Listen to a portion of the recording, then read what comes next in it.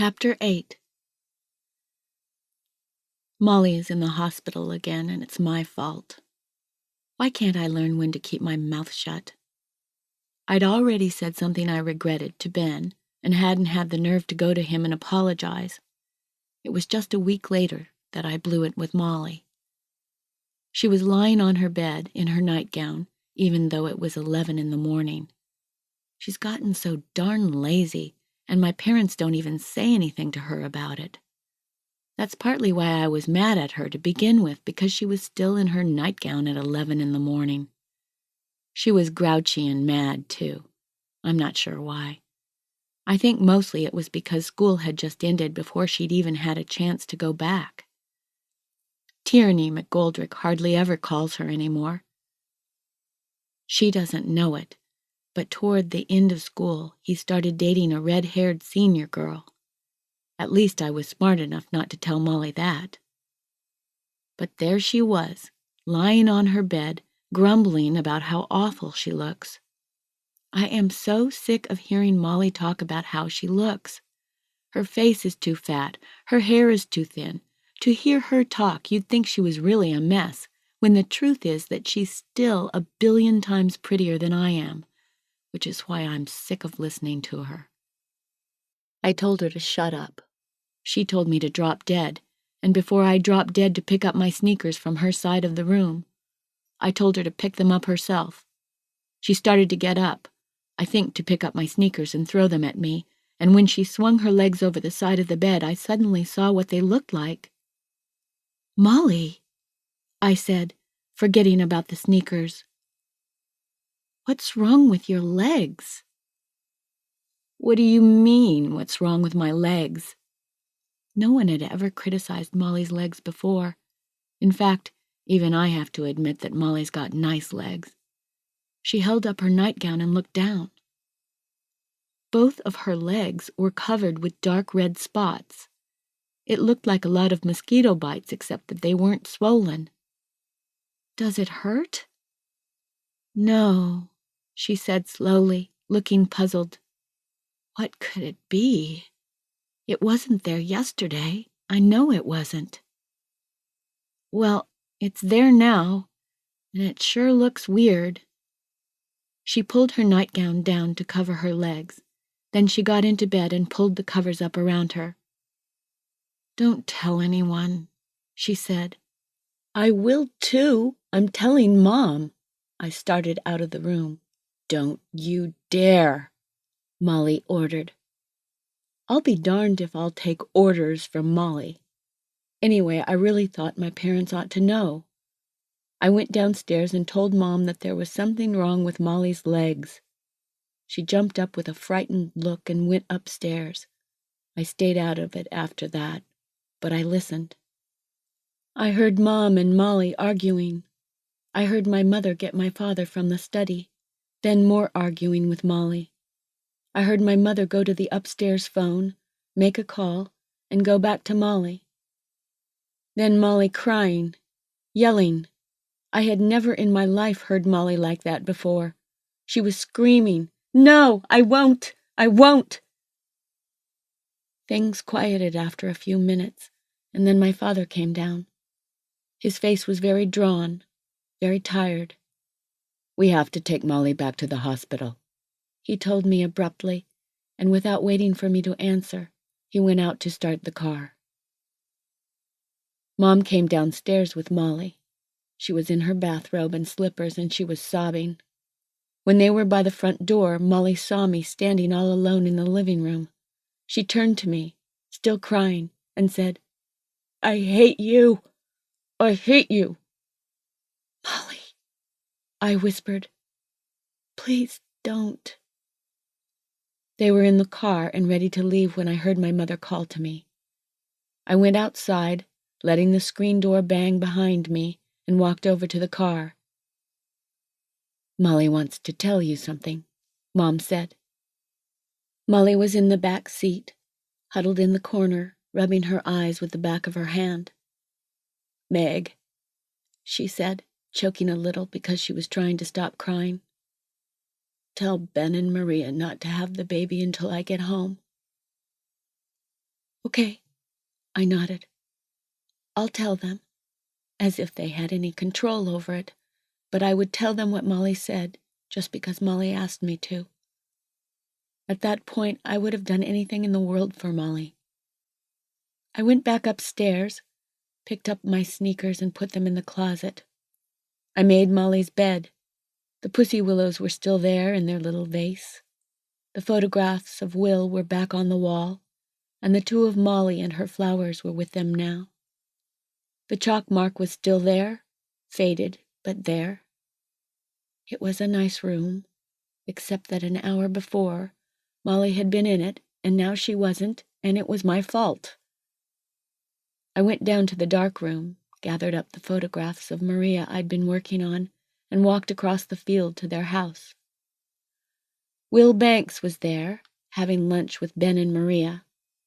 They were all sitting outside at the picnic table, eating the entire crop of peas. There was a huge bowl of them in the middle of the table, and they were each eating from it with their own spoons, as if it were the most normal sort of lunch in the world. "Hey, Meg," Ben greeted me. "How's it going? Have a pea." "Have 2 peas." He fed me 2 peas from his spoon. They were the tenderest, sweetest peas I've ever eaten. I sat down on the bench beside Will and said, "Molly's back in the hospital, and she says please don't have the baby until she comes home. I know that's a dumb thing to say." And then I started to cry. Will Banks put his arm around me and rocked me back and forth as if I were a baby. I cried until his shirt collar was wet clear through, saying, "It's my fault. It's my fault. It's my fault," over and over again. Will said nothing except, "There, there." Finally, I stopped crying, sat up straight, blew my nose on the handkerchief Will gave me, and told them what had happened. No one said very much. They told me, of course, that it wasn't my fault. I knew that already. Ben said, "You know, sometimes it's nice just to have someone to blame, even if it has to be yourself, even if it doesn't make sense." We sat there quietly for a minute, and then I asked if I could borrow Maria's spoon. She wiped it on her napkin and gave it to me, and I ate all the peas that were left in the big bowl. There were pounds of peas, and I ate them all. I have never been so hungry in my life. The 3 of them watched in amazement while I ate all those peas. When I was finished, Maria started to giggle. Then we all started to laugh, and laughed until we were exhausted.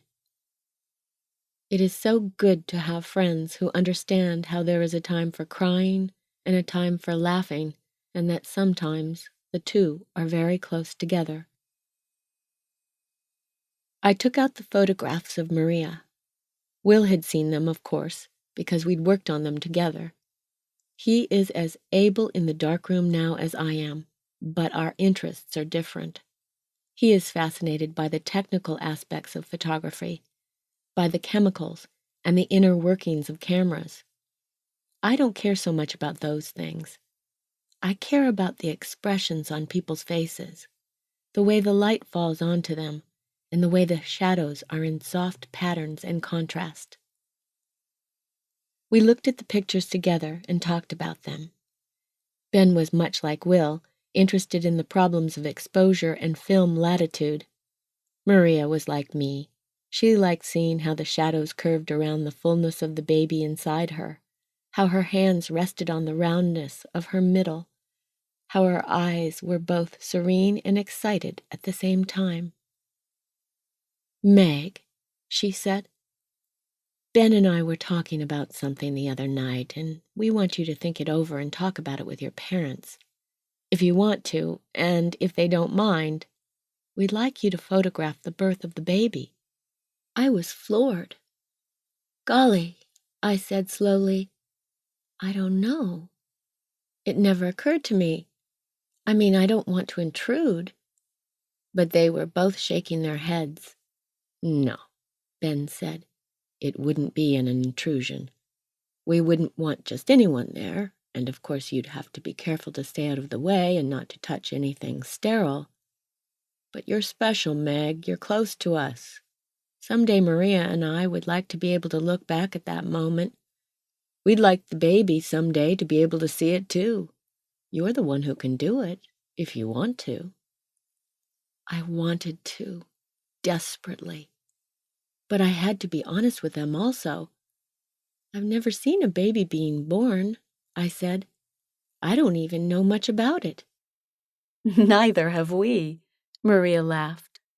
But we'll prepare you for that part.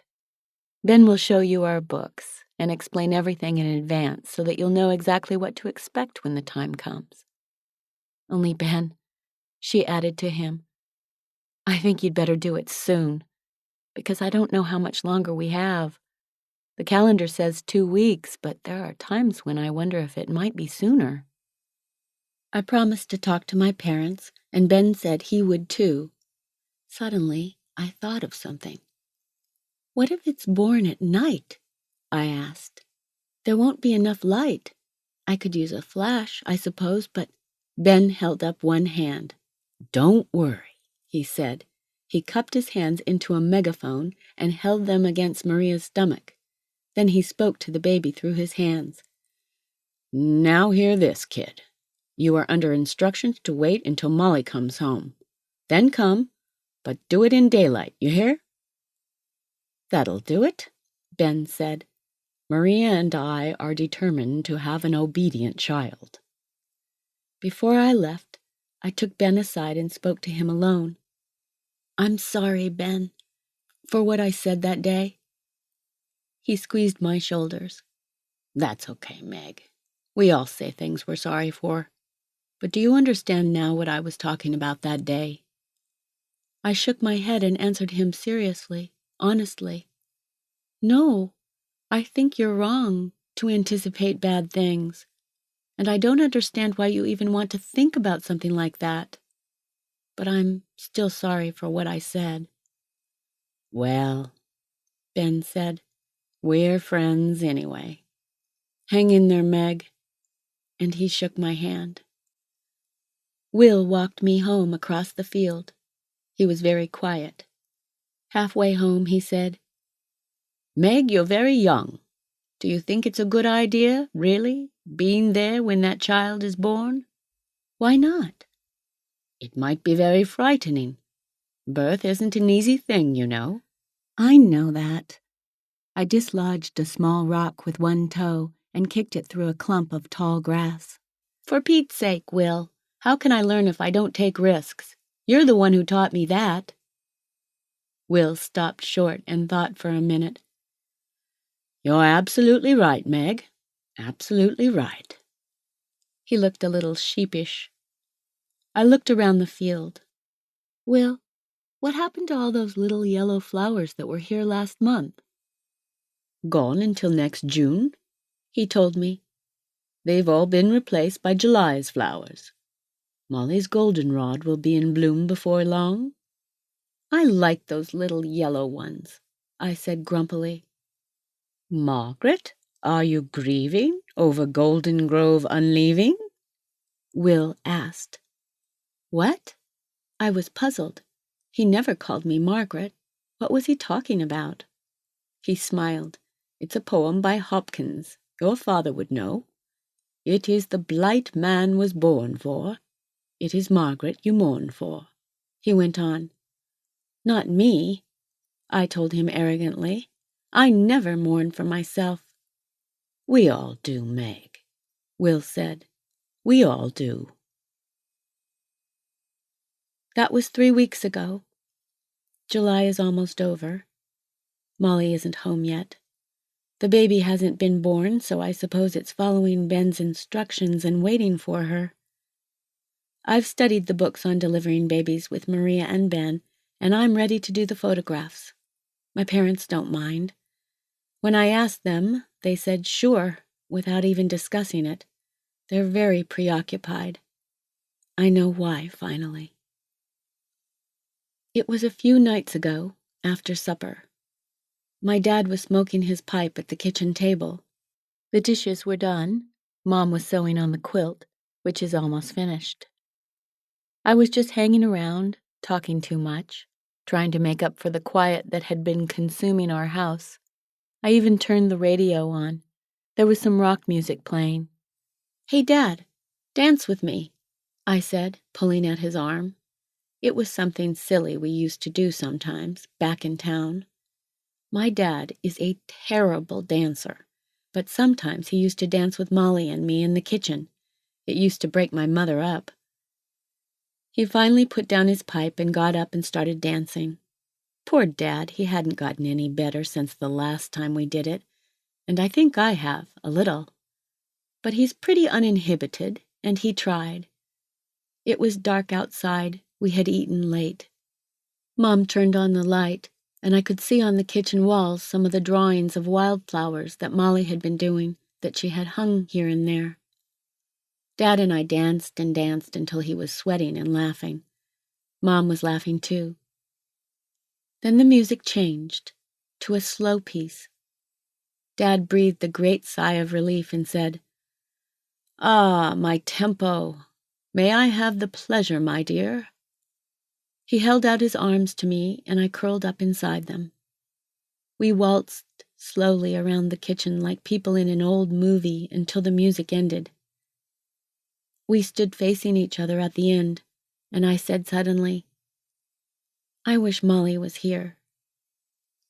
My mother made a small noise, and when I looked over at her, she was crying. I looked back at Dad in bewilderment, and there were tears on his face too, the first time I had ever seen my father cry. I reached out my arms to him, and we both held out our arms to Mom. She moved into them, and as the music started again, another slow, melancholy song from some past summer I couldn't remember, the three of us danced together. The wildflowers on the wall moved in a gradual blur through our circling and through my own tears. I held my arms tight around the two of them as we moved around in a kind of rhythm that kept us close, in an enclosure made of ourselves that kept the rest of the world away, as we danced and wept at the same time. I knew then what they hadn't wanted to tell me, and they knew that I knew. That Molly wouldn't be coming home again. That Molly was going to die.